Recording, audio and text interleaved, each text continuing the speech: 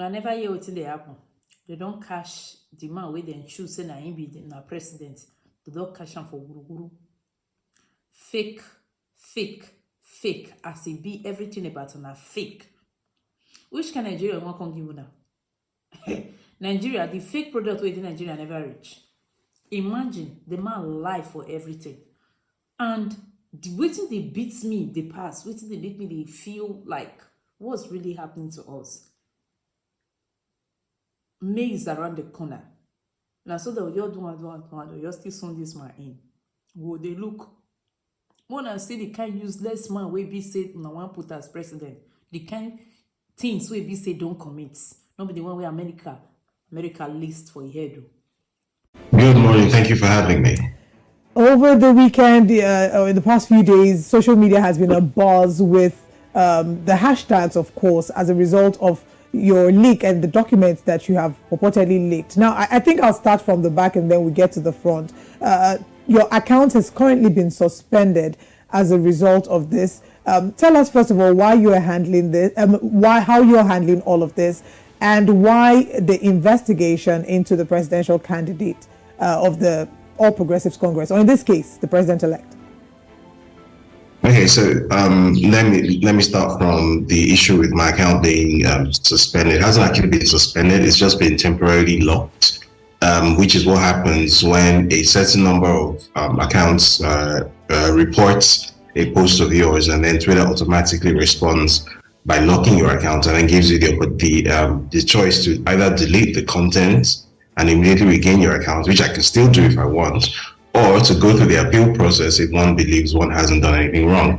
In this case, I clearly haven't done anything wrong because according to Twitter's own platform policies, the policy on privacy of information doesn't apply when the subject is a public figure and when the post is done in the public interest, which is what this is. Now, what has happened here is I actually got hold of these documents quite a number of months ago. I wasn't able to put it out at the time because there was a fear that it might be traceable back to the source. I was told by the source that I should give a certain period of time before putting this out there, which is why I waited until a few days ago to put this out.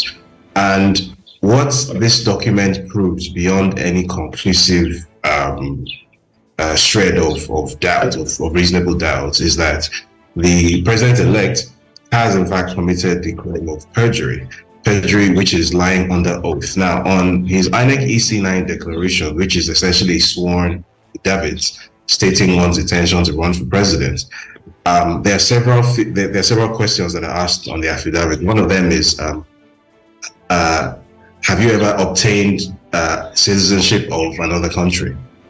And on the INEC EC9 form, he ticked no.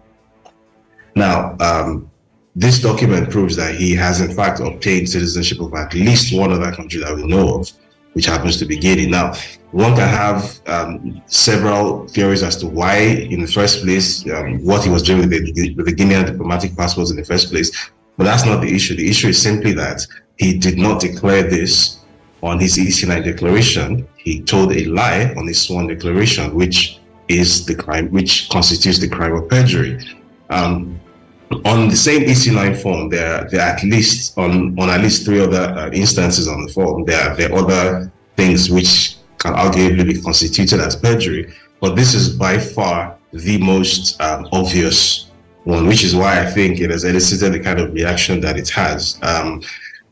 If there's something close to well, I won't call it a regret, but the ongoing presidential election petitions, which have been lodged by the two main opposition candidates, Abubakar Atiku and Peter Obi, for whatever reason, haven't made direct mention of this issue. One would hope that maybe they might be able to add this issue in, because the point is, if one is going to become president of Nigeria, then the process by which one becomes president of the country must be valid. Now, if the INEC EC9 declaration, with which one declared one's intention to run for president, has fraudulent information on it, has false information on it on the sworn statement, then what that simply means is that the person who has filled in that false information under oath is not just unqualified to run for president. Under Nigerian law, perjury is a very serious offense that attracts 14 years in prison.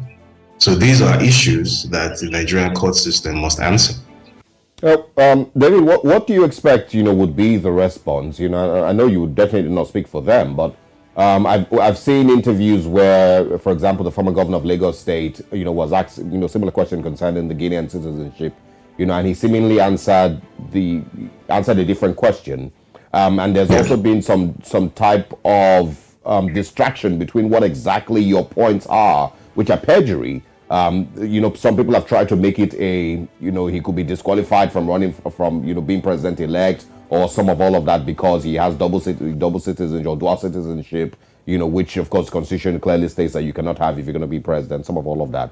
So what do you expect will be the response or the outcome of some of all of this? And I'm saying that also because we've seen in the build up to the elections, before people even went out to vote, that you had put out, other report, investigative work that didn't seem to deter a lot of Nigerians from whatever decision they were going to make, towards the election. So how do you think this will turn out? The reaction, first of all, from the APC and from, the president-elect's camp, and generally what this would end as? So first of all, I don't expect that there will be a reaction or a direct reaction from the APC. Judging from what the reaction was, in fact, which was to report my Twitter account, it seems to me that what the APC is going to do is just stick their fingers in their ears and hope that people stop talking about it and hope that it goes away. Bear in mind that this isn't the first time that I specifically have raised the issue of perjury. I published a story about it in November, which wasn't focused on this particular instance of perjury. But as I said, there were several other instances of perjury on the INEC EC9 declaration. I put forward evidence in that article, for example, that the Chicago State University certificate, which is submitted with INEC EC9 declaration, was in fact a forgery. And on the INEC EC9 declaration, one of the questions asked is, have you submitted a forged certificate to INEC? He takes no. I presented very compelling evidence that what he submitted to INEC was blatantly a forgery. So after I put the story out in November, there was a very, very, very loud and pointed silence from the camp of the APC because there was simply no defense. And I don't expect this time to be any different. I don't expect them to come out and actually attempt to address this directly because, again, there is simply no defense. It is very cut and dried what has happened here. What I suspect will happen is more people will continue doing what the outgoing Minister of Works did in his most recent TV appearance, where he sort of obfuscated the issue and started sort of raising a related issue, which is more or less a red herring, which is the issue of whether under the Constitution, someone with dual nationality is allowed to run for president. The reason I call that a red herring is that it's a legal gray area. So there is, I believe, Section 38 of the Constitution, which states that someone who is running for president is not allowed to have dual citizenship, except they had that citizenship from birth. That if you obtained citizenship, then you're not allowed to run for president of Nigeria. However, there is case law precedent which states something different, which states that as long as you have Nigerian citizenship, the fact of having dual citizenship does not supersede your rights as someone with Nigerian citizenship to run for president. So, which is why I said it's a bit of a red herring, right? Because you can argue back and forth all day, but the real issue for me is the fact that there has been a very, very clear and obvious instance of perjury, something which is clear and obvious even to a legal lay person, that this person has lied under oath.